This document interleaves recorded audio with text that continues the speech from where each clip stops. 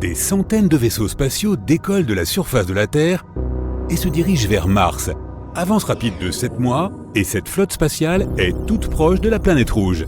Bientôt, ils vont tous atterrir, et quelques milliers d'êtres humains deviendront les premiers citoyens de Mars. Peut-être ne retourneront-ils jamais sur leur planète natale, parce qu'il y aura ici absolument toutes les conditions pour une vie confortable. Il faut du temps et de nombreuses expéditions pour créer une colonie autosuffisante sur Mars. Voici comment, étape par étape, les gens pourraient y construire une ville à part entière, avec des usines, des hôpitaux, des logements et même des bars et des restaurants. Tout d'abord, il faut choisir le bon moment pour lancer la fusée. Une fenêtre de lancement s'ouvre une fois tous les 780 jours, lorsque la distance entre la Terre et Mars est la plus courte. Dans ce cas, le voyage prendra environ 6 à 7 mois. Passons à la rampe de lancement. Ici, nous voyons le vaisseau spatial relié à une fusée d'appoint. Allumage des moteurs. La fusée envoie le vaisseau spatial dans les airs. Elle se désarime ensuite et retombe sur la Terre. Au même moment, les moteurs du vaisseau spatial se mettent en route et le propulsent vers l'orbite de stationnement de la Terre. Pour effectuer cette ascension, le vaisseau a utilisé presque tout son carburant et doit maintenant être ravitaillé. Pour ce faire, nous utilisons à nouveau notre fusée. Une énorme grue accroche un autre vaisseau spatial à la fusée. Il y a d'énormes réservoirs de carburant à l'intérieur de ce deuxième vaisseau. La fusée décolle de la Terre et emmène le ravitailleur en orbite. Il s'arrime au premier vaisseau spatial et le remplit de carburant. Le voyage dans l'espace peut nécessiter un total de 5 ravitaillements de ce type. Et pour la première mission visant à construire une colonie sur Mars, nous avons besoin de 5 vaisseaux spatiaux principaux. Cela fait donc environ 25 lancements depuis la Terre. Si l'on considère que la fusée coûte 230 millions de dollars, le ravitailleur 130 millions de dollars et le vaisseau lui-même 200 millions de dollars, le prix de la mission à ce stade est déjà impressionnant. Donc, allumage, avance rapide dans le temps et les 5 premiers vaisseaux descendent vers la surface de Mars. Ces vaisseaux n'ont pas amené les premiers humains. Ils ne transportent que des charges utiles, comme des réserves de nourriture et d'eau, de l'oxygène pour respirer et des fournitures médicales. Il y a aussi les premiers modules de vie, des systèmes de gestion des déchets et un grand nombre de panneaux solaires pour produire de l'électricité. Avant d'atterrir, l'un des vaisseaux lance un système de satellites en orbite. Il assurera la communication sur la planète rouge. Les robots commencent leur travail sur Mars. D'abord, tout un tas de petits rovers s'alignent et déplient des panneaux solaires. Leur surface totale atteint la taille de 7 terrains de football. Ils sont beaucoup moins efficaces sur Mars que sur Terre. Les fréquentes tempêtes de sable recouvrent la surface des panneaux. Mais en même temps, les vents forts de la planète rouge aident aussi à balayer tout ce sable. D'autres rovers, équipés de puissantes foreuses, commencent à chercher de l'eau dans le sol martien. Lorsqu'ils trouvent de l'eau, les gens commenceront à produire du carburant. Nous combinerons le dioxyde de carbone de l'atmosphère avec l'eau extraite à une température élevée et sous haute pression. Cela permettra d'obtenir du méthane pour les fusées et de l'oxygène pour respirer. Depuis février 2021, le rover Perseverance de Mars teste la technologie d'extraction de l'oxygène. Il y a un boîtier à l'intérieur baptisé MOXIE pour Mars Oxygen ISRU Experiment. Ce dispositif aspire l'air martien à l'intérieur, puis, sous haute pression, extrait un atome d'oxygène du dioxyde de carbone. Un tel appareil, de la taille d'une boîte à chaussures, peut fournir suffisamment d'oxygène pour qu'un astronaute puisse respirer. Mais si l'on construit le même mécanisme de la taille d'une grande usine, il produira de l'oxygène pour une colonie entière et rejettera le reste dans l'atmosphère de Mars. Un autre groupe de rovers travaille à transformer la surface de Mars en zone d'atterrissage pour préparer la prochaine étape de colonisation de la planète rouge. À ce moment-là, la population robotique de Mars travaille à ces tâches depuis 2 ans et 2 mois, et les humains sur Terre ont attendu qu'une nouvelle fenêtre de vol s'ouvre. Cette fois, ce ne sont pas 5, mais 12 vaisseaux spatiaux qui arrivent sur Mars. 10 d'entre eux sont des vaisseaux cargo qui apportent des matériaux de construction, du carburant et d'autres fournitures, ainsi que beaucoup d'équipements scientifiques et des imprimantes 3D. 2 autres vaisseaux transportent les premiers astronautes interplanétaires. Les portes des vaisseaux s'ouvrent et 30 héros posent le pied sur la surface de Mars pour la première fois de l'histoire. Ces personnes sont des scientifiques, des ingénieurs et des médecins. Ils ont subi un processus de sélection très strict et un long entraînement pour devenir les premières personnes à fouler une autre planète. Et ces personnes n'ont pas de billet de retour. Ils devront rester sur Mars pendant au moins 2 ans. Pour l'instant, les astronautes vivent encore dans leur vaisseau spatial et essaient de s'habituer aux conditions inhabituelles de Mars. La température ici est d'environ -62 degrés Celsius. De plus, la gravité sur Mars est 2,5 fois plus faible que sur notre planète natale. Cela signifie qu'une personne ici peut sauter 2 fois plus haut et soulever des objets plus lourds. Mais les muscles du corps humain ont du mal à s'habituer à une telle différence. Les astronautes ne peuvent donc pas travailler à plein temps. La première chose qu'ils font est de décharger les cargos et de déployer les systèmes de survie. Certaines personnes expérimentent la transformation du sol martien en matériaux pour les imprimantes 3D. D'autres installent des serres et cultivent le sol pour faire pousser des plantes. Le système de recyclage des déchets humains que les robots ont apporté ici est utilisé pour fabriquer des engrais pour les plantes. Encore 2 ans et 2 mois ont passé. Nous assistons au lancement d'un vaisseau spatial, non pas depuis la Terre, mais depuis Mars. Les 30 astronautes ont terminé leur mission et sont sur le chemin du retour. Il est plus facile pour les vaisseaux spatiaux de décoller de Mars car la force gravitationnelle y est moins conséquente. Au même moment, des vaisseaux sont lancés depuis la Terre. Ils amènent près de 100 nouveaux colons et encore plus de fournitures sur Mars. Lorsque cette flotte spatiale arrive sur la planète rouge, les astronautes peuvent goûter les premiers aliments cultivés ici. Les imprimantes 3D commencent à construire des maisons sur Mars. Elles impriment des enveloppes extérieures à partir du sol martien et de déchets végétaux. Ces coquilles protégeront les habitations des radiations solaires et des vents violents. À l'intérieur des coquilles, les gens construiront des maisons permanentes, gonflables et équipées de modules apportés directement depuis les vaisseaux spatiaux. Ces maisons ont des plateformes d'habitation, des plateformes de recherche et des centres de communication. La construction se poursuit pendant 2 ans encore, jusqu'à ce que la prochaine fenêtre de vol s'ouvre à nouveau. Certains astronautes quittent Mars, mais de plus en plus de personnes viennent ici à chaque nouvelle mission. Ils ne vivent plus à bord des vaisseaux spatiaux. Il y a des maisons souterraines confortables et des abris imprimés en 3D. La plupart des aliments sont déjà produits sur Mars. Une nouvelle génération de robots travaille avec les agriculteurs. D'autres robots aident à construire encore plus de maisons pour accueillir la population humaine toujours plus nombreuse. Encore 2 années se sont écoulées. Diverses agences spatiales lancent leur mission vers Mars. Il y a plus de gens, plus de matériel scientifique et même des aquariums avec des poissons. En 2035, Mars et la Terre sont à une distance record. Les gens envoient donc une énorme flotte de vaisseaux avec des astronautes et des matériaux de construction. À ce moment-là, la colonie humaine ressemble à une petite ville, avec de nombreux dômes interconnectés. Ses habitants ont déjà commencé à construire un réseau souterrain de tunnels pour se déplacer entre les maisons, les laboratoires et les usines. Ils ont également construit le premier hôpital. 2 ans plus tard, la population de Mars atteint la barre des 1500 habitants. Presque toutes ces personnes deviendront des résidents permanents de la planète. 4 ans et 2 autres fenêtres de lancement plus tard, le premier restaurant ouvre ses portes. La construction d'une centrale nucléaire commence également. Une fois qu'elle sera terminée, les Martiens n'auront plus besoin d'un approvisionnement constant depuis la Terre. D'en haut, la colonie ressemble à une petite ville. Il y a une section agricole, où l'on cultive de la nourriture, une section d'habitation et une zone industrielle. Et à chaque nouvelle mission, les gens apportent de plus en plus de panneaux solaires. Désormais, leur surface totale équivaut à des dizaines de terrains de football. Tout cela permet aux astronautes de se sentir comme chez eux. De plus, ils n'ont pas besoin d'attendre les réserves de nourriture de la Terre. 20 ans de colonie humaine sur Mars. La population est maintenant d'environ 30 000 personnes. Les travailleurs commencent à faire venir leurs familles sur Mars. Les premières écoles sont construites. 30 ans plus tard, la population compte déjà plus de 100 000 habitants. L'infrastructure de la colonie lui permet d'être complètement autosuffisante. Les gens produisent suffisamment de nourriture, obtiennent suffisamment de carburant et d'oxygène. À ce moment-là, les premières plantes commencent à pousser dans le sol martien.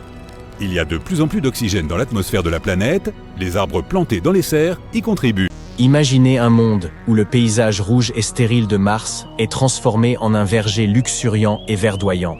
Un monde où l'eau coule librement, sculptant des canyons et créant des lacs et des océans. Pouvons-nous créer un tel monde en apportant de l'eau terrienne sur Mars? Ne vous précipitez pas pour dire non. Explorons cette possibilité. Bien, disons que nous pourrions magiquement transporter toute l'eau de la Terre vers Mars. Cette cargaison immense serait une folie en termes d'ingénierie et de logistique. Alors, comment ferions-nous? Sachez tout d'abord qu'il s'agirait de millions et de millions de litres d'eau, ce qui n'est pas une mince affaire. Il nous faudrait des réservoirs d'une capacité incroyable pour contenir tout ça. Et il nous faudrait trouver comment les lancer dans l'espace. Une technologie hyper développée serait nécessaire, ainsi qu'une grande quantité de carburant. Nous pourrions créer une flotte entière de navettes spatiales, spécialement conçues pour cette tâche. Imaginez ça, de gigantesques vaisseaux-citernes, remplis de tonnes d'eau soigneusement recueillies, décollant de la surface de la Terre et projetés dans l'espace à une vitesse inimaginable. Plutôt cool comme spectacle, non? Mais une autre solution, sans doute plus efficace, serait de lancer sur un temps plus long un grand nombre de petits vaisseaux, chacun transportant une petite quantité d'eau, jusqu'à ce qu'il y en ait suffisamment sur la planète rouge. Imaginons donc que nous ayons réussi. Qu'est-ce qu'on fait ensuite? Après être arrivé sur Mars, il nous faudrait distribuer toute cette eau aux quatre coins de la planète. Un réseau de tuyaux souterrains serait nécessaire, ou des drones réservoirs envoyés dans différentes directions. Ce n'est là que le début et, comme vous pouvez le voir, les ressources et la logistique requises sont déjà colossales. De plus, une opération de cette ampleur nécessiterait d'immenses efforts coordonnés de la part des scientifiques, des ingénieurs et des agences spatiales. Et n'oublions pas les coûts. Pas étonnant que les scientifiques ne voient pas vraiment cela comme un projet viable. Mais l'échelle de cette opération n'est pas le seul problème. Imaginons que nous ayons tout compris et apporté cette eau de la Terre vers Mars. Et maintenant?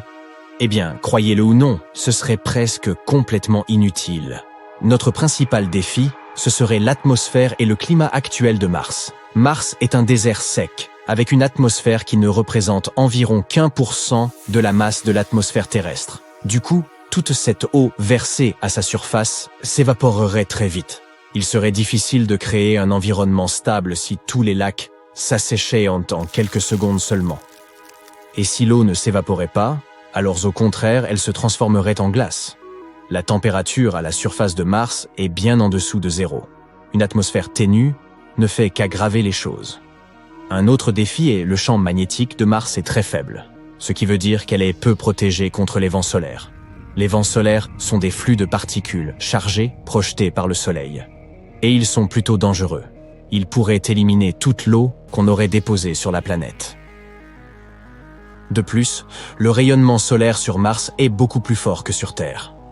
La tâche de conserver de l'eau liquide serait donc encore plus difficile. Et enfin, n'oublions pas qu'il nous faudrait aussi purifier cette eau afin de la rendre potable. Mais n'abandonnons pas. Si nous restons super optimistes, nous pouvons toujours essayer de résoudre ces problèmes. En gros, nous devons trouver un moyen de conserver de l'eau liquide quelque part pendant longtemps, en nous assurant qu'elle ne gèle ni ne s'évapore. Alors, on fait comment?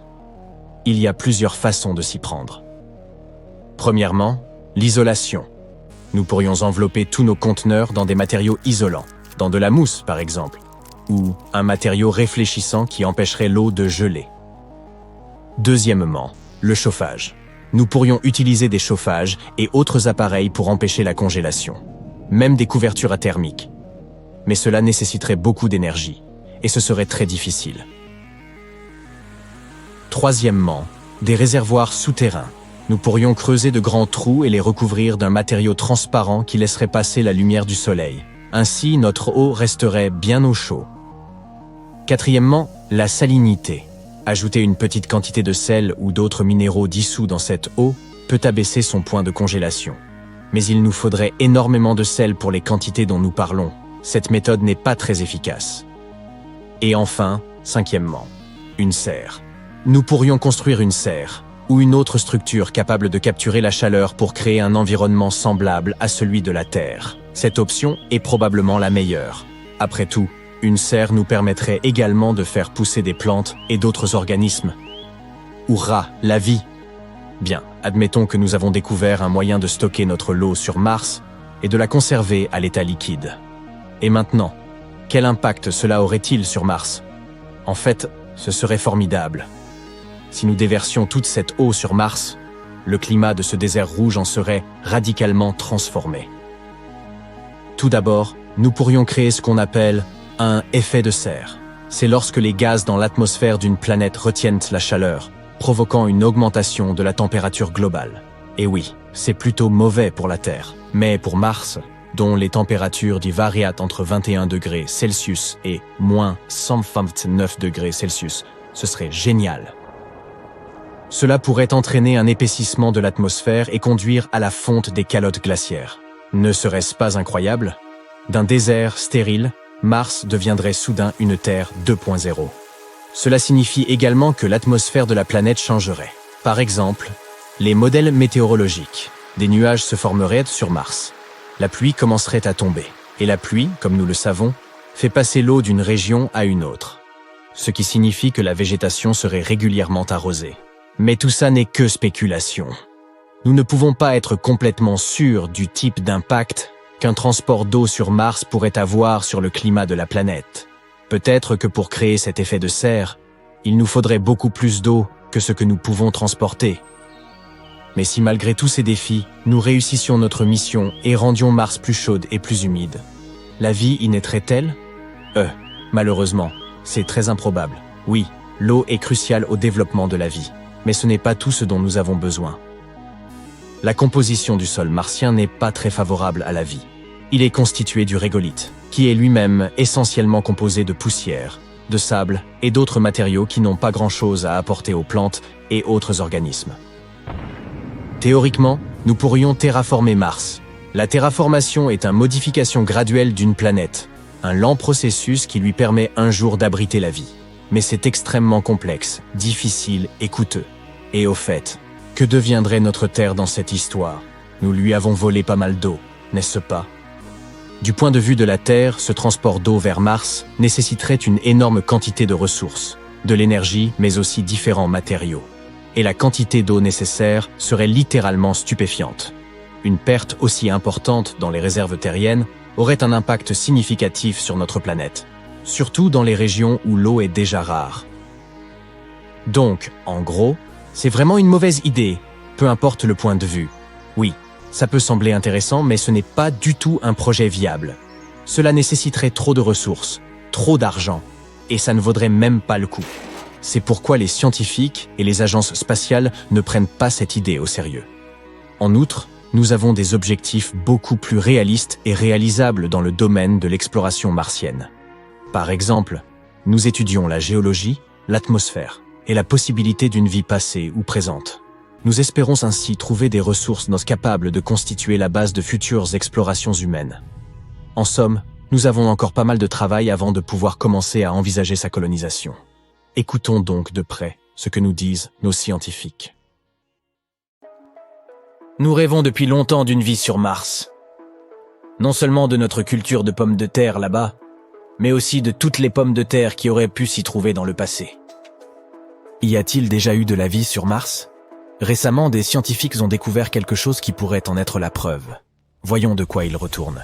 Mars est la 4e planète à partir du Soleil. Aucun être humain n'a encore posé le pied sur Mars, mais des robots y ont posé leurs roues. Les premiers engins spatiaux à avoir visité la planète rouge étaient les atterrisseurs Viking de la NASA. Ils s'y sont rendus en 1976 et nous ont transmis de nombreuses données intéressantes. À l'époque, nous ne savions rien de Mars. Pour nous, elle ressemblait à un désert froid et sans vie. Mais comme nous nous ressemblons beaucoup, les scientifiques ont commencé à se poser des questions. En a-t-il toujours été ainsi ? Ou est-il possible qu'autrefois Mars ait été prospère et pleine de vie ? Et en 2022, le rover martien Perseverance de la NASA a trouvé quelque chose qui pourrait éclairer ce mystère. Mais tout d'abord, qu'est-ce que Perseverance ? Selon les scientifiques, s'il y a déjà eu de la vie sur Mars, il est peu probable qu'elle ait pu disparaître sans laisser de traces. Elle a dû laisser des marques, peut-être sous terre, où elle serait protégée des caprices solaires radioactifs et autres nuisances. Il faut donc examiner les roches. Il est important de noter que nous ne recherchons pas de vie sur Mars pour l'instant. Il est fort probable qu'il n'y en ait pas. Nous voulons plutôt nous pencher sur le passé lointain de notre planète voisine. Nous parlons là de milliards d'années. Quand Mars était chaude, verte et loin d'être sans vie. En d'autres termes, nous devons retrouver des microbes morts et divers composés chimiques similaires à ceux de la Terre. C'est la mission de notre protagoniste, Perseverance. Elle est arrivée sur Mars en février 2021. La sonde s'est posée au fond du cratère G0, d'une largeur de 50 km. Et après l'atterrissage, elle s'est déplacée en direction de l'ouest, jusqu'à l'endroit qui a incité les scientifiques à choisir G0 pour leur relevé. Cet endroit est le delta d'une rivière asséchée. Et cet ancien fleuve a déjà plus de 3,5 milliards d'années. Le cratère G0 lui-même était autrefois un grand lac. Et oui, apparemment, il y avait de l'eau sur Mars. Et les chercheurs suggèrent que ces endroits pourraient être les parfaits gardes du corps des microbes. C'est exactement ce que font les bactéries sur Terre. Elles se cachent, demeurent immobiles dans les profondeurs des lacs et des étangs. On pourrait donc probablement y retrouver des traces. Les chercheurs pensent que ce lac particulier présente la plus grande valeur scientifique de toute la mission. C'est ici, à G0, que l'on a le plus de chances de trouver des roches sur lesquelles de telles bactéries auraient pu un jour survivre. Perseverance s'est donc rendue dans le delta. La route n'aura pas été facile. Le véhicule s'est un peu planté et a atterri plus loin que prévu. Comme le disait Cooper dans Interstellar, cette petite manœuvre va nous coûter 51 ans. Heureusement, Perseverance n'en a pris qu'un. Et en chemin, il a pu explorer G0 d'un peu plus près. Ce rover utilise un outil intégré complexe pour explorer le monde qui l'entoure. Cet outil s'appelle le Scanning Habitable Environments with Raman and Luminescence for Organics and Chemicals. Ou tout simplement, Sherlock. La NASA raffole des acronymes. À mesure que l'appareil s'approchait du delta, le signal des molécules organiques s'intensifiait. Bientôt, ces signaux étaient omniprésents et, de surcroît, ils étaient les plus brillants jamais observés par les scientifiques. Qu'est-ce que cela signifiait? Élémentaire, mon cher Watson. Tu sais, Sherlock, il était temps de creuser. Depuis juillet 2021, Perseverance a foré et collecté 4 fines carottes de roches sédimentaires. Le nombre total de roches collectées est actuellement de 12. C'est la première fois de l'histoire que l'on collecte de telles choses sur une autre planète. 4 carottes ont été prélevées sur 2 roches nommées Skinner Ridge et Wildcat Ridge. Les 2 premières carottes, celles de Skinner Ridge, ne semblent pas très intéressantes à première vue. Elles sont assez proches de ceux que l'on peut trouver dans de nombreux endroits sur Terre. Cependant, si nous les regardons de plus près, nous verrons qu'elles sont parsemées de grains ronds faits d'un matériau sombre. 6 grains sombres pourraient avoir été déposés par une ancienne rivière, celle-là même qui se jetait dans l'ancien lac de G0.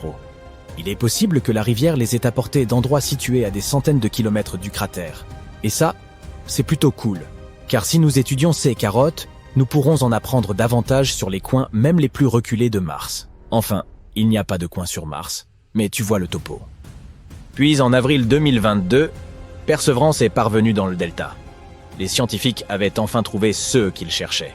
Et le moins que l'on puisse dire, c'est que cette découverte les a enthousiasmés.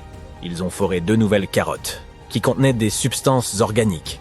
Cette paire-ci a été prélevée à Wildcat Ridge. Elle se trouve très près de Skinner Ridge, mais les 2 roches sont très différentes l'une de l'autre. Ces échantillons sont plus clairs et plus uniformes. Il s'agit très probablement de mudstone, une roche inhabituelle, semblable à l'argile, mais plus dure et incapable d'absorber l'eau. Leur grain est également plus fin que celui des carottes de Skinner Ridge. Pourquoi est-ce important? Parce que plus les grains de la pierre sont fins, plus il est probable qu'elles contiennent des traces d'une vie passée. Sur Terre, les pierres à grains fins reposent le plus souvent au fond des étangs et dans des endroits similaires. Elles peuvent y conserver les restes d'organismes morts et d'autres éléments similaires pendant des siècles. Et c'est exactement ce que nous avons retrouvé dans ces carottes. De plus, selon les scientifiques, il y avait plus de matière organique dans ces 2 carottes que dans n'importe quel autre endroit étudié par Perseverance jusqu'à présent. Elle s'y est probablement accumulée pendant que le lac s'évaporait progressivement, il y a des milliards d'années. Il y a donc bien eu de la vie sur Mars. Bon, mais ralentissons un peu. Les substances organiques sont des molécules contenant du carbone. Et oui, sur Terre, elles sont le plus souvent associées à la vie. Mais pas toujours. Parfois, elles peuvent se former à la suite d'autres choses. On ne peut donc pas encore dire avec certitude s'il y a eu de la vie sur Mars. Nous ne savons pas si ces molécules sont réellement issues de microbes martiens ou si elles sont le résultat d'autres phénomènes. Mais cette découverte est tout de même très importante. Nous devons littéralement continuer à creuser dans cette direction. Pour en savoir plus sur cette matière organique, les scientifiques doivent prélever quelques échantillons supplémentaires de roches à grains fins. Il serait également intéressant d'étudier les matériaux qui se trouvent autour de ces anciens réservoirs. Perseverance s'est déjà déplacée vers une autre région, un endroit portant le doux nom d'Enchanted Lake.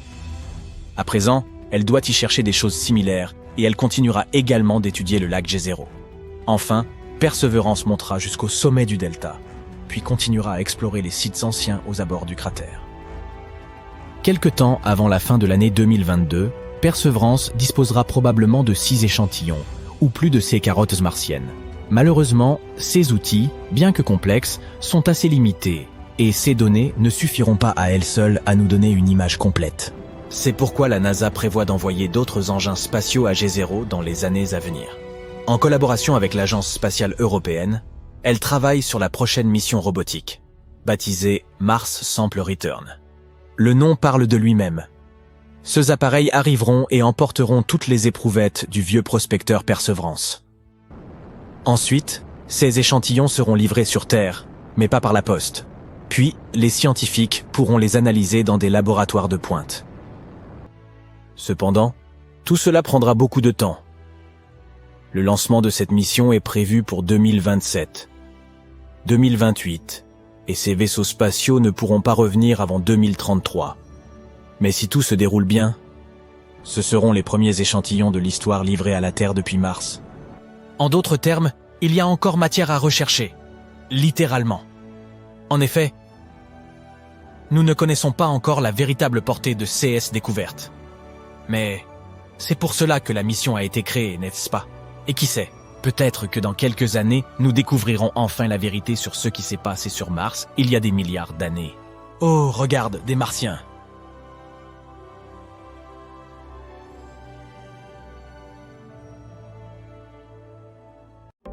Ah, quelle belle famille cosmique.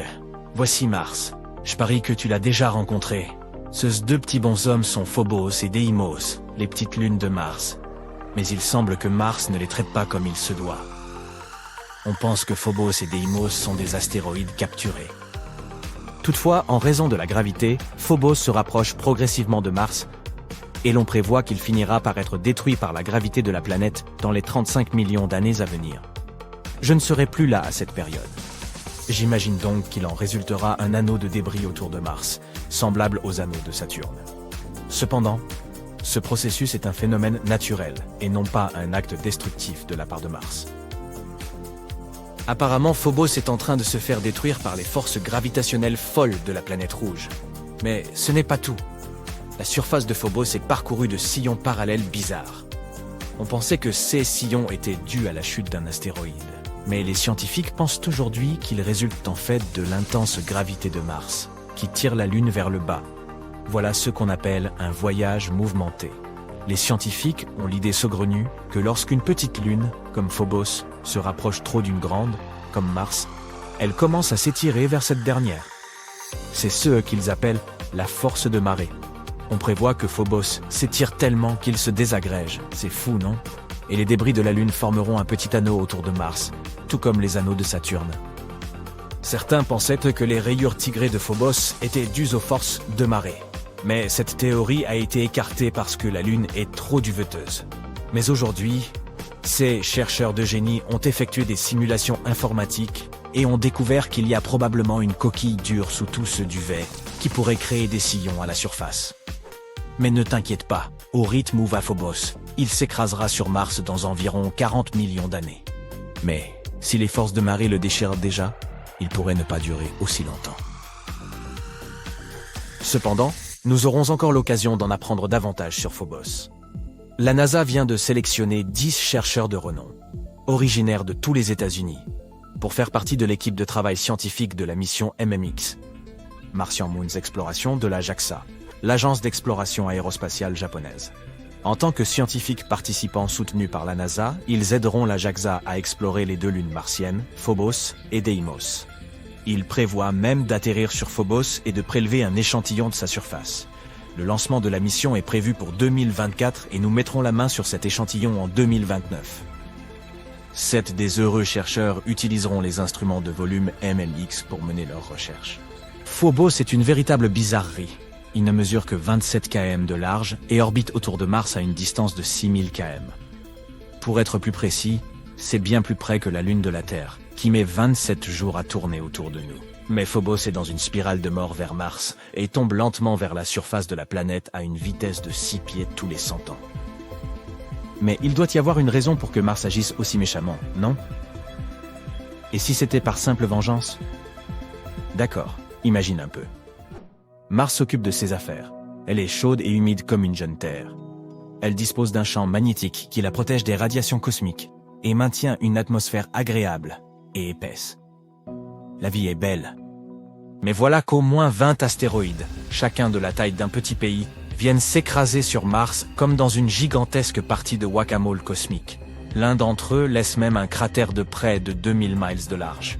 Imagine maintenant ce que doit ressentir Mars en ayant 2 astéroïdes pour lune, et sachant ce que d'autres astéroïdes ont fait à la planète rouge. Tous ces impacts sont comme un coup de poing massif dans les entrailles de Mars, et son champ magnétique, déjà faible, est frappé de plein fouet. Le noyau surchauffe et ne peut plus circuler correctement, ce qui signifie qu'il n'y a plus de champ magnétique pour protéger la planète. C'est comme si tu ne portais rien à une profondeur équivalente à celle de la fosse des Mariannes. Si c'était possible, tu serais sans défense. Et frigorifié, c'est en gros CE qui est arrivé à Mars. La pauvre planète se retrouve donc dans le froid, sans protection contre tous ces méchants rayons cosmiques. C'est comme sortir sans crème solaire, ce n'est pas une bonne idée. Mais au moins, nous pouvons apprendre des erreurs de Mars et faire en sorte que la Terre ne subisse pas le même sort. Peut-être devrions-nous commencer à investir dans une assurance contre les astéroïdes. Mais croyez-moi, la planète rouge n'est pas du tout méchante. En fait, elle est plutôt amicale. Alors que Mars semble être assez dur envers Phobos, il y a une chose qui pourrait prospérer avec son aide. Une équipe de scientifiques a trouvé le moyen de faire pousser du riz sur Mars. Oui, tu as bien entendu. Ils ont utilisé le MMS. Pas le moyen dépassé d'envoyer des photos, mais un sol spécial appelé Morave Mars Simulant. Il est censé imiter le sol martien. Mais voilà le hic. Le sol martien contient des sels de perchlorate qui peuvent être toxiques pour les plantes.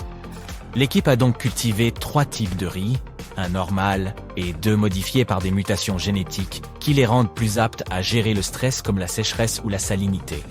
Et devine quoi ? Les souches mutantes ont pu s'enraciner dans un sol contenant 1 gramme de perchlorate par kilogramme. Bravo à la Terre martienne. Mais attends un peu. Le riz cultivé dans le MMS n'a pas donné d'aussi bons résultats que celui cultivé dans du terreau ordinaire. L'équipe a donc décidé de mélanger un quart du terreau avec le simulant martien, et voilà. Les plantes ont commencé à mieux se développer. Ces scientifiques ne pensent pas seulement à nourrir les martiens. Ils veulent aussi voir si leurs découvertes peuvent aider à cultiver des plantes dans des endroits de la Terre où la salinité est élevée. Le projet a démarré lorsque 2 chercheurs se sont rencontrés autour d'un café et ont décidé d'essayer de faire pousser des plantes ensemble. C'est bien, non ?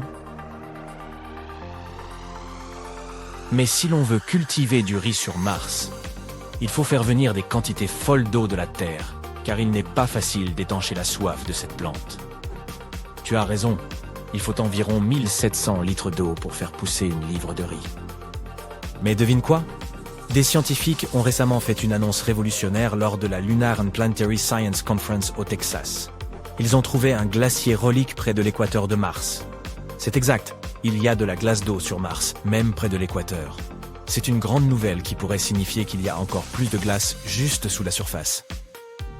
Il ne s'agit pas de n'importe quel glacier, mais d'un glacier relique dont la longueur est estimée à 6 km et la largeur à 4 km.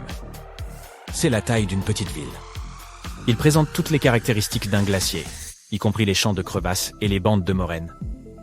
Mais attention, il ne s'agit pas de glace, mais d'un dépôt de sel qui s'est formé sur le glacier tout en préservant sa forme. Comment ce dépôt de sel s'est-il formé ? Il se trouve que les matériaux volcaniques qui recouvrent la région pourraient y être pour quelque chose. Lorsque ces matériaux entrent en contact avec la glace d'eau, des sels de sulfate peuvent se former et s'accumuler pour former une couche dure et croûteuse. Au fil du temps, l'érosion a éliminé les matériaux volcaniques, exposant les sulfates et révélant les caractéristiques uniques du glacier. Ce glacier est jeune. Il date probablement de la période géologique amazonienne. Cela signifie qu'il y a eu de la glace à la surface de Mars dans un passé récent.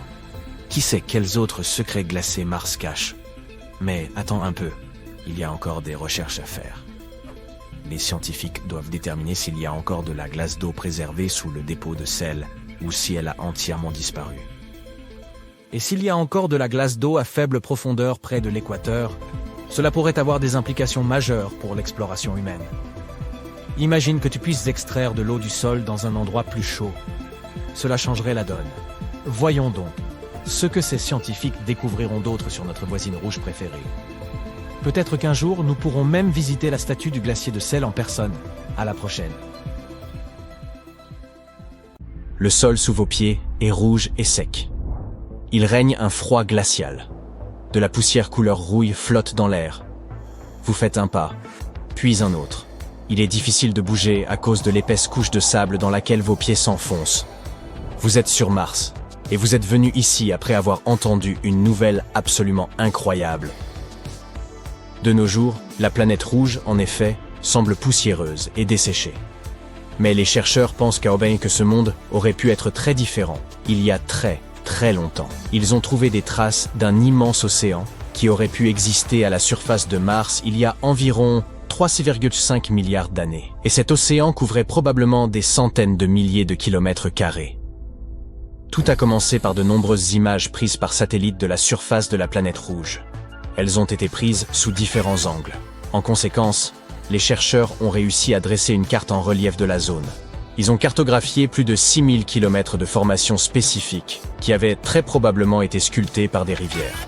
Ces formations pourraient également être des canaux jadis creusés sur le fond marin. Les scientifiques ont exploité les données recueillies par l'orbiteur de reconnaissance de Mars en 2007. Ils ont analysé l'épaisseur des crêtes, leurs angles et leurs emplacements. Leur objectif principal était d'explorer la dépression topographique baptisée Aeolis Dorsa. Il s'est avéré que toutes ces années auparavant, cette partie de la planète rouge avait subi une série de changements constants. Ils auraient pu être causés par le mouvement rapide des roches, déplacés par les courants et les rivières, ainsi que par des augmentations notables du niveau de la mer. Les chercheurs ont également remarqué une frontière assez nette qui séparait les hautes terres du sud de Mars, élevées et fortement crénelées, des basses terres lisses de la planète. Cela ressemblait beaucoup aux rivages laissés par un océan gigantesque. Tout cela signifie probablement qu'à une époque ancienne, il y avait bel et bien un océan à la surface de Mars, et un très grand. Ce qui est encore plus excitant, c'est que l'existence d'un tel océan pourrait bien signifier celle de la vie. Cette découverte peut en apprendre beaucoup aux scientifiques sur le climat ancien de la planète rouge, ainsi que sur son évolution. Nous savons maintenant qu'il a dû y avoir une période sur Mars où la planète était assez chaude, et son atmosphère était assez dense pour retenir autant d'eau liquide. Ce qui est encore plus incroyable, c'est que le climat dans l'hémisphère nord de Mars il y a 3 milliards d'années aurait pu ressembler à celui que nous avons sur Terre aujourd'hui. Mais alors, où est passé cet océan maintenant? Que lui est-il arrivé? Peut-être que le climat de la planète rouge est devenu plus froid, et que la surface de l'océan a gelé. Il existe une théorie qui prétend qu'aujourd'hui encore, l'océan demeure dans son état congelé, profondément enfoui sous la couche de roches, de débris et de poussière, de la plaine nordique de Vastitas Borealis. Ou bien, les eaux de l'océan auraient pu être perdues dans l'atmosphère, et, finalement, dans l'espace à travers le processus dit de pulvérisation atmosphérique. Au cours de ce processus, les atomes sont arrachés de l'atmosphère après être entrés en contact avec des particules à haute énergie en provenance du Soleil.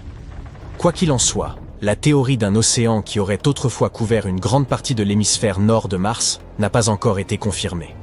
Les scientifiques débattent toujours de son existence. Pour le moment, Mars est un monde très froid, avec une température moyenne de 62 degrés. La surface de la planète est rocheuse. Elle est recouverte de lits de lacs asséchés, de cratères, de volcans et de canyons. L'océan qui aurait pu exister sur Mars n'est pas la seule chose incroyable à propos de cette planète. Parlons de ces tempêtes de sable qui font rage sur la planète rouge. Dans les films, elles sont présentées comme des forces de la nature incroyablement puissantes, détruisant les camps des astronautes et réduisant leurs vaisseaux spatiaux en morceaux. Mais qu'en est-il réellement ? Mars est en effet célèbre pour produire des tempêtes de poussière si vastes qu'elles peuvent être vues par les télescopes sur Terre. Elles recouvrent parfois des zones de la taille d'un continent et peuvent durer des semaines. Mais en plus de celles-ci, il y a des tempêtes beaucoup plus rares qui se produisent une fois tous les 3 ans martiens, ce qui représente environ 5 ans et demi terrestres. Ces tempêtes sont plus grandes et beaucoup plus intenses que les tempêtes habituelles. Elles englobent toute la planète. C'est pourquoi les scientifiques les appellent tempêtes de poussière planétaire. En même temps, il est peu probable qu'une tempête globale puisse causer de graves dommages aux astronautes ou à leur équipement. Même si les tempêtes martiennes sont massives, la vitesse du vent y atteint au maximum 100 km/h. C'est moins de la moitié de la vitesse des ouragans sur Terre. De plus, cette comparaison des vitesses du vent peut s'avérer un peu trompeuse. La densité de l'atmosphère sur Mars ne représente qu'environ 1% de celle de notre planète. Cela signifie que le vent là-bas doit souffler beaucoup plus vite pour causer des dommages ou même faire voler un cerf-volant. Maintenant, passons au prochain phénomène incroyable observé sur la planète rouge. Vu de loin, cela ressemble à un œil. Il y a même des canaux sinueux qui ressemblent à des veines traversant le globule oculaire. Mais plus vous vous rapprochez, moins la formation ressemble à un œil. C'est en réalité un énorme cratère de près de 30 km de diamètre. Autour du cratère, qui ressemble à une pupille, il y a d'autres cratères, encore plus grands. Ils se sont probablement formés il y a des milliards d'années. C'est à cette époque que Mars a dû essuyer plusieurs attaques de roches spatiales. Mais pourquoi le cratère oculaire est-il plus sombre que le paysage environnant? Les scientifiques pensent qu'autrefois, de l'eau remplissait cette immense fosse. Vous souvenez-vous de ces canaux? Ils acheminaient probablement cette eau. Et comme le cratère était rempli, cela a empêché certaines substances et minéraux de s'éroder. Votre prochaine destination est Val Marineris. C'est un énorme canyon, ou plutôt un système de canyons, qui s'étend le long de l'équateur de Mars. Il s'étend sur plus de 4000 km. Il est aussi 4 fois plus profond que le célèbre Grand Canyon sur Terre. Le canyon est si grand qu'il pourrait couvrir tout le continent américain, de l'océan Pacifique à l'océan Atlantique. La plupart des scientifiques pensent que Valles Marineris est une immense fissure tectonique dans la croûte de la planète rouge. Elle pourrait s'être formée lorsque la planète se refroidissait dans un passé lointain. Un autre spectacle à couper le souffle sur Mars est le plus grand volcan bouclier de tout le système solaire, Olympus Mons. Il a plus de 600 km de diamètre, ce qui signifie qu'il est presque de la taille de l'État d'Arizona. La montagne est également haute de 26 km et bordée de falaises incroyablement hautes. Pour imaginer la taille impressionnante de ce volcan, faisons quelques comparaisons. Le plus grand volcan sur Terre est le Mauna Loa, environ 4200 mètres de haut pour 120 km de large. Ce qui semble en fait plutôt impressionnant, mais le volume d'Olympus Mons est environ 100 fois plus conséquent que celui du Mauna Loa. Le géant martien pourrait engloutir toute la chaîne des îles hawaïennes de Kauai à Hawaï. Les scientifiques se demandent depuis un certain temps pourquoi ce volcan est si grand. Ce pourrait être le résultat d'une gravité de surface plus faible et d'une fréquence d'éruption plus élevée. Ou la raison pourrait être la croûte de la planète rouge, qui est très différente de celle de la Terre. Sur notre planète, la croûte est composée de 15 à 20 plaques tectoniques en mouvement. Lorsque les plaques se déplacent sur des points chauds qui produisent de la lave, de nouveaux volcans se forment et les volcans déjà existants disparaissent. C'est pourquoi la lave peut atteindre la surface par de nombreux évents.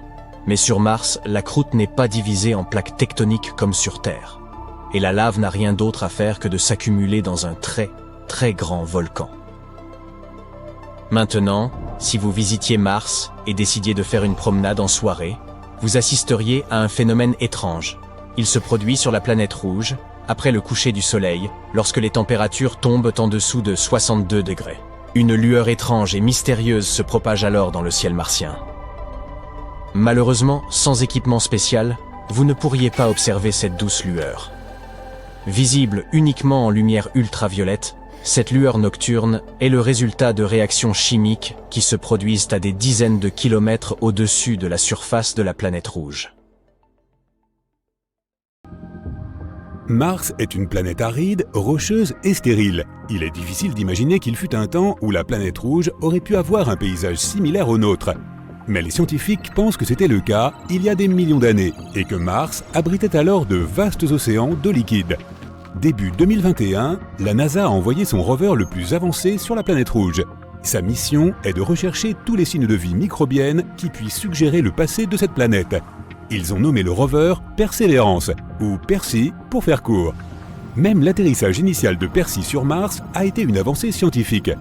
Le rover s'est posé en utilisant l'autonavigation ainsi que des caméras embarquées pour suivre la surface de la planète et trouver l'endroit idéal pour se poser. Cela aide les scientifiques à déterminer les meilleures options d'atterrissage pour les futures missions sur Mars. Percy parcourt actuellement la planète rouge, guidé par un nouveau système d'autonavigation très avancé. Il passe la majeure partie de ses journées à analyser les formations rocheuses. Percy est équipé d'un laser de pointe qui tire un minuscule rayon dans les roches.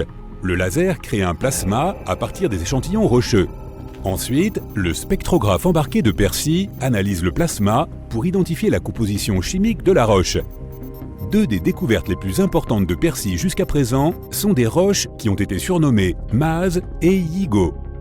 Ces mots viennent du dialecte Navajo en hommage à un ingénieur de la NASA de la tribu amérindienne des Navajos. Maz signifie Mars et Yigo signifie diligent. Ces deux roches ont une composition semblable à celle du sel, ce qui signifie que ce sont des roches ignées. Si tu n'es pas familier avec les espèces de roches, sache que le terme igné signifie que la roche a été formée à partir d'une éruption volcanique. La forme actuelle de Maz et Yigo suggère qu'elles ont été moulées par un environnement aqueux. Cela pourrait être la preuve que Mars était autrefois rempli d'eau. Une autre chose intéressante découverte récemment a été surnommée Arbor Seal, autrement dit le phoque. Il s'agit d'une roche sombre et lisse qui, selon les scientifiques, a été sculptée par de puissants vents du nord-ouest et qui ressemble à cet animal marin 6 joueurs. Depuis des décennies, les scientifiques ont émis des théories sur les vents et les conditions météorologiques sur Mars. Cette découverte semble confirmer leur modélisation météorologique actuelle de la planète.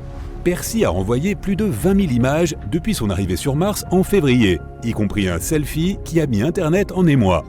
Des fichiers audio ont également été envoyés depuis la mission sur Mars.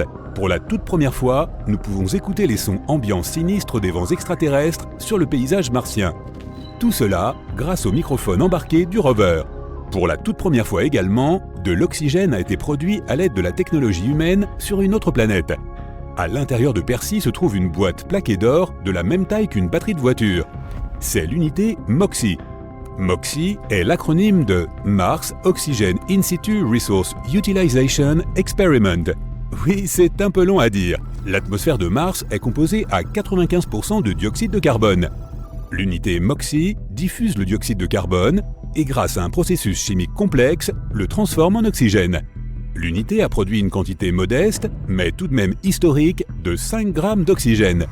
Cela équivaut à environ 10 minutes d'air respirable. C'est aussi un bon signe en vue de ce que l'on pourrait faire à l'avenir.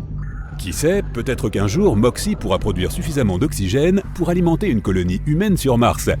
Pour l'instant, les scientifiques se concentrent davantage sur le fait que MOXIE produise suffisamment d'oxygène pour créer du carburant pour fusée. Pour propulser un vaisseau spatial moderne de taille standard sur Mars, il faudrait 7 tonnes de carburant pour fusée et 25 tonnes d'oxygène. Ce serait bien trop lourd pour qu'un vaisseau spatial puisse les apporter depuis la Terre. Donc, s'il doit y avoir un jour une mission habitée vers et depuis Mars, il doit y avoir un moyen de créer du carburant sur la planète. Pour ceux qui s'inquiètent de la solitude de Percy, il a en fait un compagnon spécial avec lui. Rangé à l'intérieur du rover lors de sa descente vers Mars, il y avait un petit hélicoptère coûteux nommé Ingenuity, mais appelons-le Genie pour faire court. Le développement de ce mini-hélicoptère a coûté 80 millions de dollars à la NASA.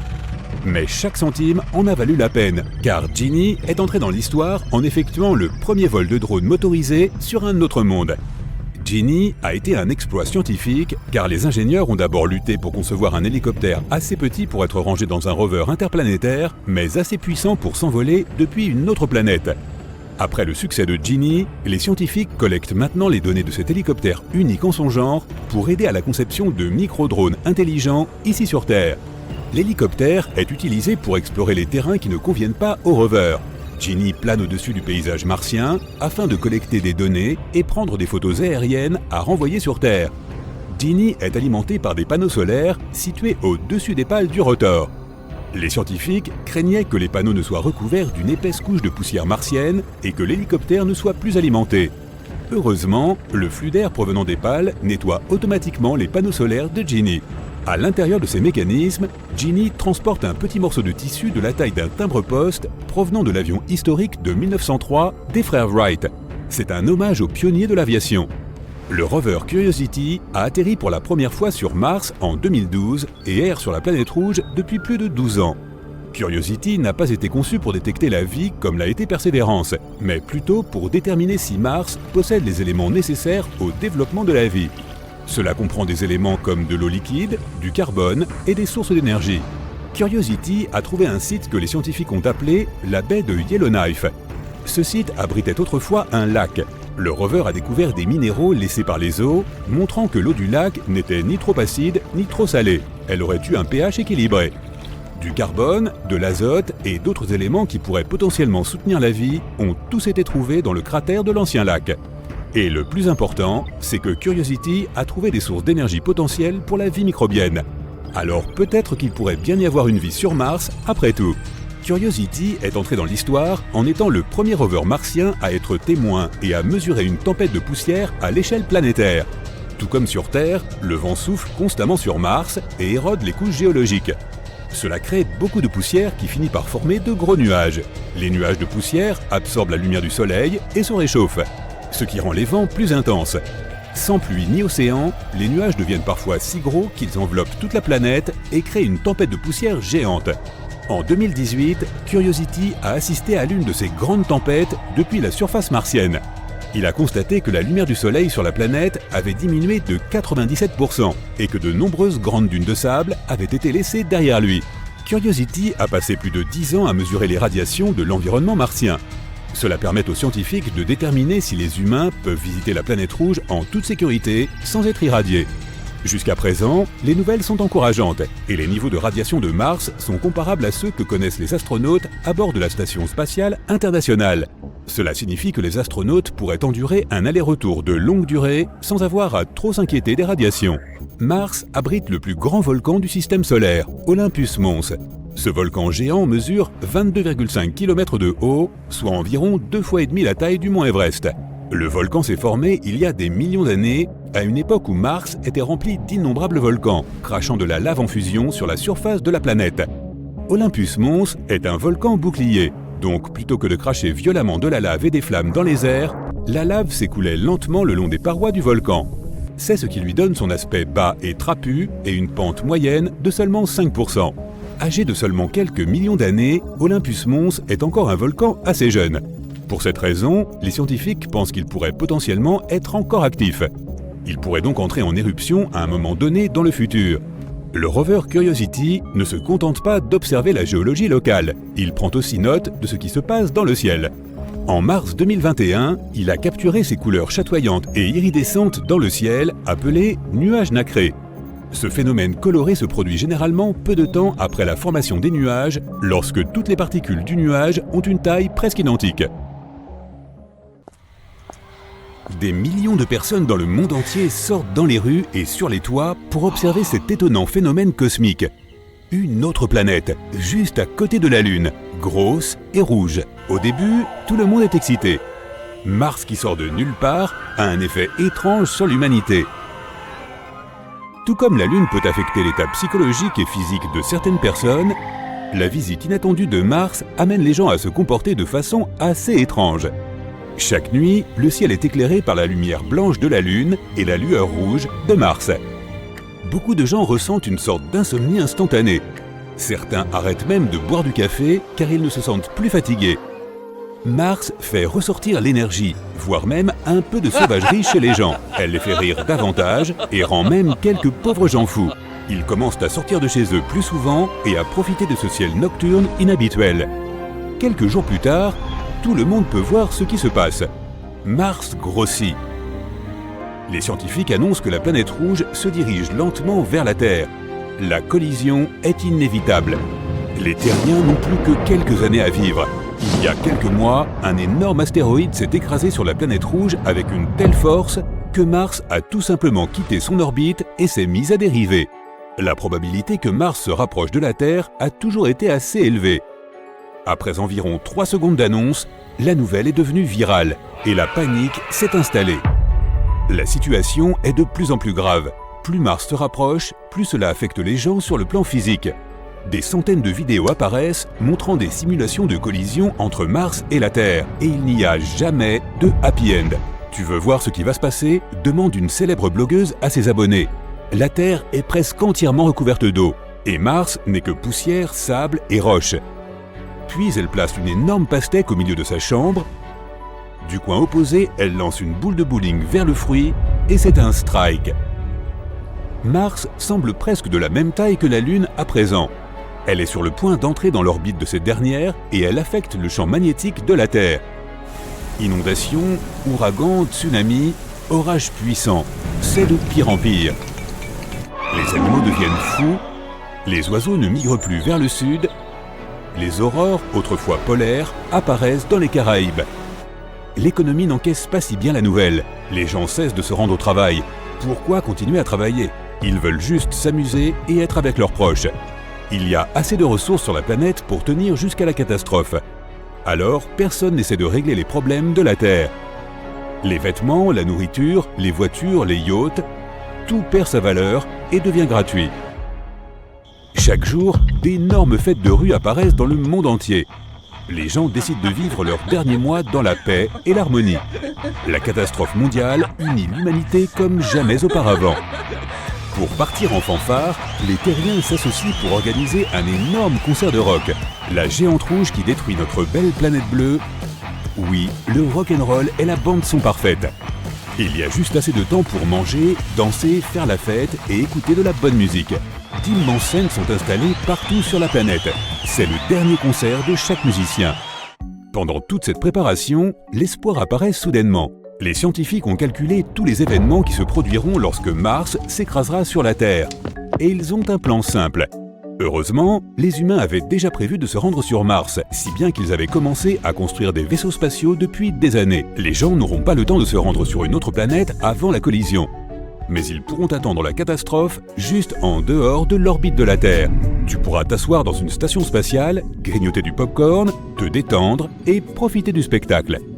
Lorsque la poussière retombera, il sera peut-être possible de retourner sur Terre, ou ce qu'il en reste.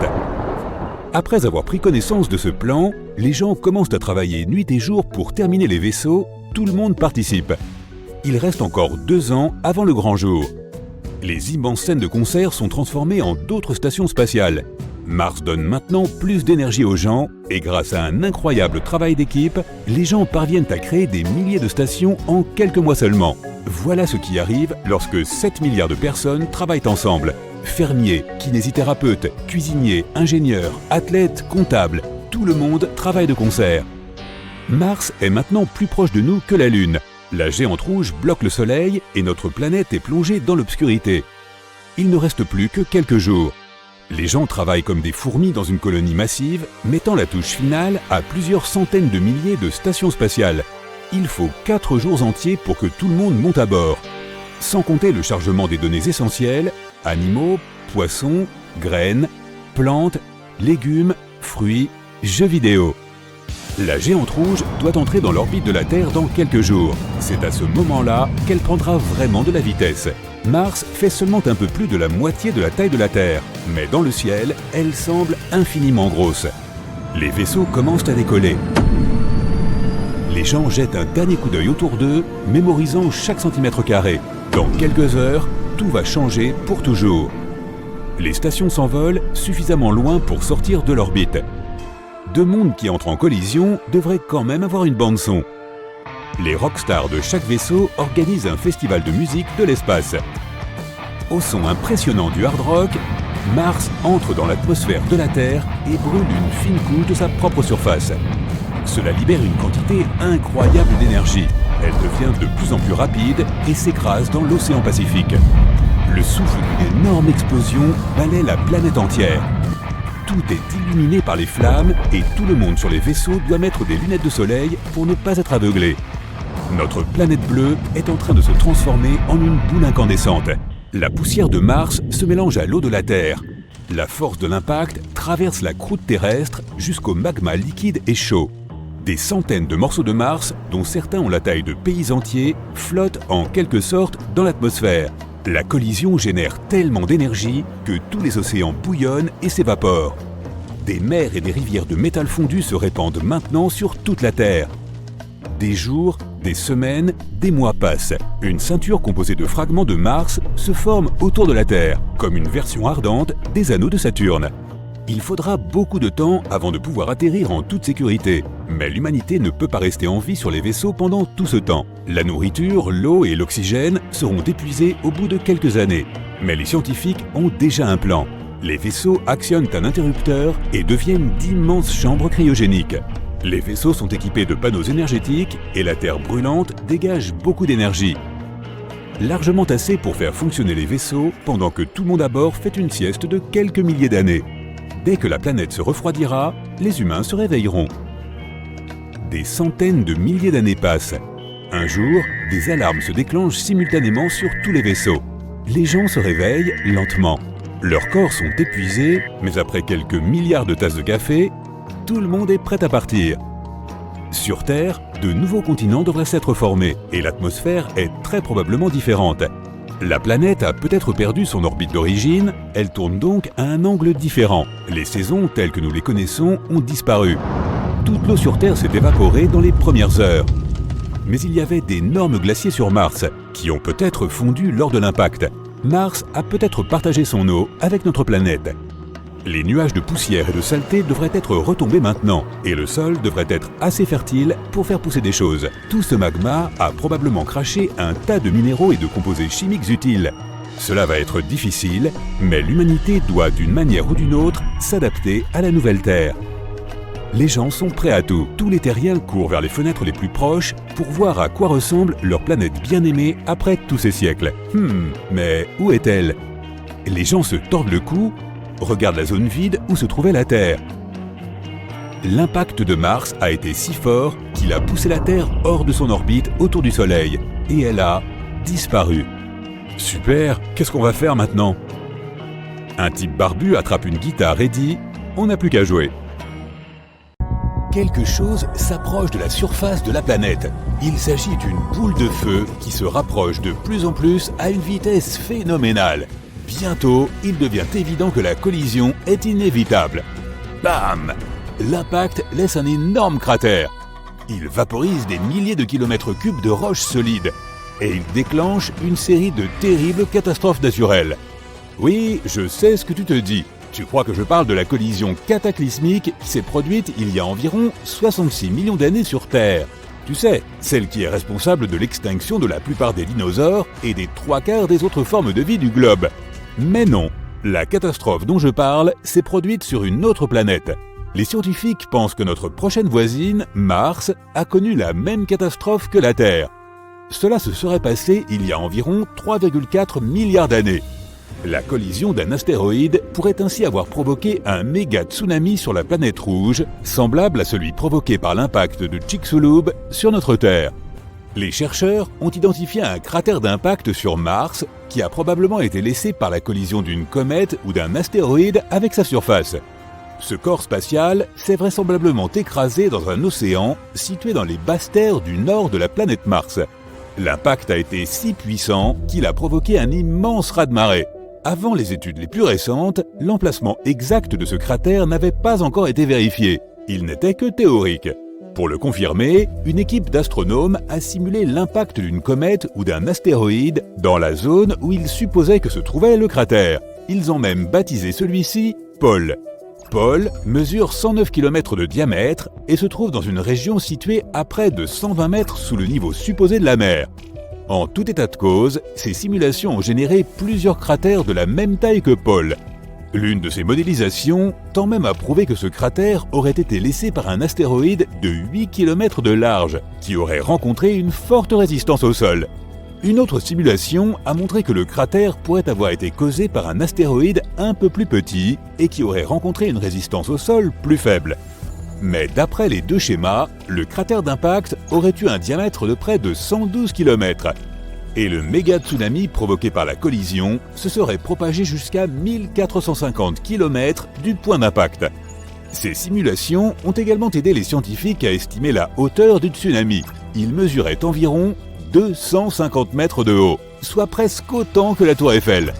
Les auteurs de cette étude suggèrent également que le cratère Pôle pourrait être similaire au cratère d'impact de Chicxulub sur notre planète.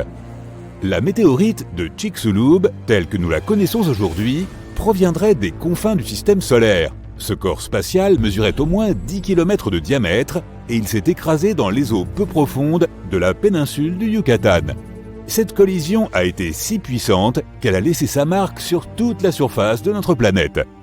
En 2021, les chercheurs ont découvert que la collision avait causé des méga-ondulations de la croûte terrestre dans l'actuelle région du centre de la Louisiane. Une étude encore plus récente suggère que l'astéroïde aurait également déclenché un tsunami si dévastateur qu'il a arraché des sédiments du plancher océanique jusqu'à l'autre bout du monde. L'équipe scientifique a reconstitué les événements des 10 premières minutes suivant l'impact. Ce modèle a montré que l'astéroïde avait produit des vagues jusqu'à 30 000 fois plus fortes que l'un des plus grands tsunamis jamais enregistrés, celui de l'océan Indien qui a frappé l'Indonésie en 2004. La collision a déplacé une telle quantité d'eau qu'elle a généré une vague de presque 2 km de haut. C'est comme 2 Burj Khalifa, soit la plus haute construction du monde, empilés l'un sur l'autre. Et bien sûr, tout cet espace vide n'est pas resté vide bien longtemps. L'océan s'est engouffré dans le cratère d'impact, mais ce faisant, il n'a fait que s'abattre sur ses rebords, ce qui a produit encore plus de vagues. Par la suite, des raz-de-marée de plus de 10 mètres de haut ont sillonné le monde à une vitesse d'1 mètre par seconde, frappant toutes les côtes sur leur passage. Imagine un immeuble de 3 étages qui se précipite sur toi. Il n'est pas étonnant que les vagues les plus importantes et les plus rapides se soient produites près de la zone d'impact, dans les eaux libres du golfe du Mexique. Celles-ci ont atteint une hauteur de plus de 100 mètres, soit davantage que la Statue de la Liberté, et se sont déplacées à une vitesse 10 fois supérieure à celle des vagues tsunamis les plus éloignées. Mais revenons à la planète rouge. Certains experts pensent que ce n'est pas un, mais 2 méga-tsunamis qui auraient pu déchirer Mars.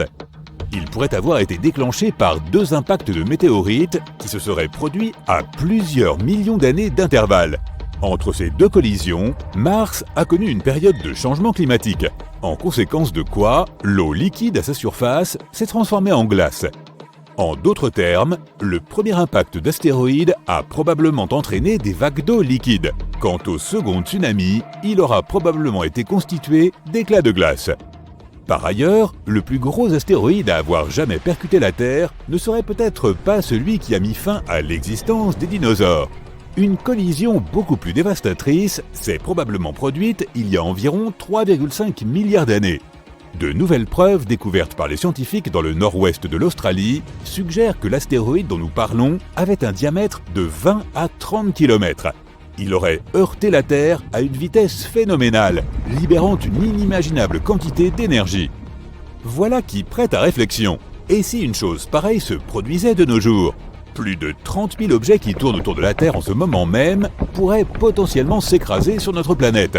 La NASA considère qu'environ 1500 d'entre eux sont potentiellement dangereux. Ces roches spatiales sont les vestiges de la formation de notre système solaire il y a 4,6 milliards d'années. Ainsi, en 2004, des astronomes ont découvert un énorme astéroïde qui s'approchait de la Terre. Les premières observations ont montré que le risque que cette roche spatiale heurte notre planète était inférieur à 3%. Cet astéroïde a été baptisé Apophis. Il mesure plus de 365 mètres de diamètre et pèse environ 20 millions de tonnes. Il devrait traverser notre ciel le 13 avril 2029. Apophis passera à une distance de 30 000 km de la surface terrestre. Mais même si ce caillou manque notre planète en 2029, cela ne veut pas dire qu'il ne reviendra pas 15 ans plus tard, en 2036. Si un tel objet nous heurtait, les conséquences seraient imprévisibles. Elles pourraient aller de l'explosion des fenêtres alentour à la disparition de la plupart des formes de vie terrestres. Ah, et ça détraquera probablement Internet. Oui, cette dernière pensée est vraiment effrayante. Mais fort heureusement, nos technologies modernes peuvent nous aider à éviter ces conséquences dramatiques. Les experts ont mis au point plusieurs moyens d'éviter qu'un scénario catastrophe ne se concrétise. Tout d'abord, nous pourrions utiliser un engin spatial pour faire dévier de sa trajectoire ce visiteur venu de l'espace. On pourrait aussi le faire exploser en 1000 morceaux. Les scientifiques pourraient également ralentir l'astéroïde à l'aide d'une concentration de lumière solaire. Enfin, on pourrait probablement l'éloigner à l'aide d'un tracteur gravitationnel. Il s'agit, dans la théorie, d'un engin spatial capable d'influer sur des objets spatiaux sans les toucher. Dans les films de science-fiction, il arrive souvent qu'un énorme astéroïde s'approche en douce de la Terre et se révèle être une très mauvaise surprise pour les astronomes. Il se précipite sur notre planète à une vitesse vertigineuse et n'est découvert que quelques semaines, voire quelques jours, avant la collision. En réalité, les scientifiques surveillent en permanence tous les objets massifs qui se trouvent dans le voisinage de la Terre. Cela signifie qu'il y a suffisamment de temps pour réagir avant que l'inévitable ne se produise. Il existe 3 types de missions que les scientifiques pourraient échafauder à court terme. Le type 0, un engin spatial lourd qui se précipite vers l'intrus avec un seul objectif, le faire dévier de sa trajectoire.